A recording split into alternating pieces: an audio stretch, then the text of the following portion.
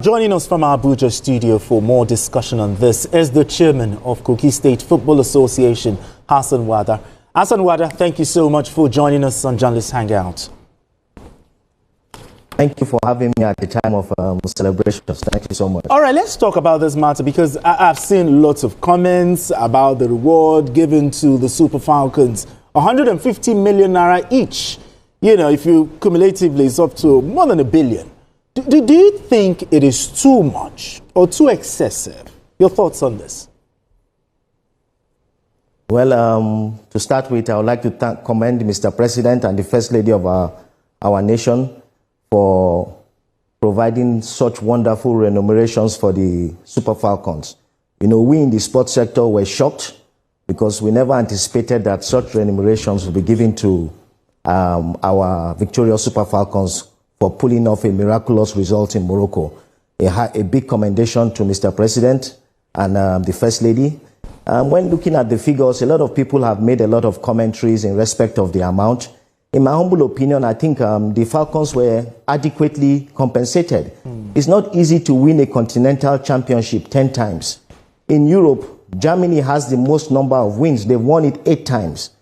For Nigeria to win it 10 times in Africa, I think Nigerians should be very proud of the victorious Falcons. Let's play less emphasis on their remunerations. We must also understand that there's no equal pay in women's football. Women footballers don't earn good pay. You'll be shocked to find out that on the national team, we have players that are earning as little as $30,000 annually, despite the fact they are playing outside the shores of our country. So whenever they emerge victorious, it's a duty for the country to ensure that they are remunerated adequately. I would like to also take us down memory lane. They won in 2016 and they won in 2018. What did they get from Nigeria? They got the presidential handshake and national honors. They came second in the edition prior to this one. They were not even hosted at the presidential villa. No one even recognized the fact that they went that far in the tournament. The Super Eagles came second in Ivory Coast. They were given choice pieces of land in Abuja, and they were also given 3-bedroom apartments in Abuja. Now here we are complaining that a team that has won a tournament for the 10th time, they are giving them $100,000 and also an apartment in Abuja. Here we are complaining. I'm sure if it were the men who won the Nations Cup and they are giving them such remunerations, Nigerians won't complain. Nigerians will celebrate. So I want Nigerians to set aside the emotions tied to the amounts given to them. Let us celebrate this team. On Saturday, when we were down 2-0, it wasn't just Nigerians who were down. The whole African continent, except maybe for the Moroccans, were not happy. But when the Falcons came up and pulled off a miraculous victory, Nigerians were celebrating them. I was at the airport yesterday to receive them, and I could see joy in the faces of Nigerians. So I think we should pay less emphasis on their remunerations. Hassan, this is your sport. Was there any time in the course of that game that you thought this was not going to be our day? Well, I would like to commend the president of the Nigerian Football Federation, Alhaji Ibrahim Gusau. Also commend the chairman of the Nigerian Sports Commission, Mr. Shehu Diko, for the support he has been giving to the Nigerian Football Federation. You know what has gotten the team this far is continuity. The current coach of the Falcons, Coach Madugu, was assistant. Did you hear my question? Yes, I did. I'm getting to the answer. I did. I got it. So the current coach of the Falcons, Madugu, was assistant coach to the American coach Waldrom. Wow. When Waldrom left Nigeria, the NFF, in their wisdom, retained Madugu. Madugu already had experience with the Falcons by virtue of the fact that they went out in the semi-finals under the American coach. So coming to the finals against Morocco, the coach knew what to expect. He understood that the environment would be highly tense. They had 68,000 fans in that stadium. Wow. When we went down 2-0, if you look at the goals we conceded, it's not as if the Moroccans broke us down completely. They were just nervous mistakes by our defenders that led to us conceding cheap goals. So it was expected that in the second half, with the necessary adjustments and the personnel, it was expected that the Falcons will come back. I will say I wasn't surprised that they came back. This team is battle-hardened. Like I said, they've been together for 6 years. So they know what is expected of them. Also remember that at the last World Cup, this same team took the eventual finalist England to penalty shootout in the semi-finals, meaning that in the second round, meaning that if Nigeria had beaten England in the second round, who knows, who would have made it to the finals of the Women's World Cup. So I wasn't surprised that they won, but I'm happy that they won in a dramatic fashion. That way, it reinforced our dominance on the African continent. Okay, Majid, you want to? Yeah, the president said he almost didn't watch the game. And at a point, the First Lady too stopped the dinner she was preparing for him. I mean, to show how excited he was. I mean, so when we won that, when our ladies won, what was your reaction at that moment? Because even an ambitious and overzealous journalist already wrote a story and posted that we had lost. I mean, so how do you react? What was your reaction immediately? I mean, we won that match after the three. I mean, when our guys scored the third goal. Well, I'm not surprised that the president was tensed. The First Lady, Senator Oluremi Tinubu, has taken full ownership of the Super Falcons.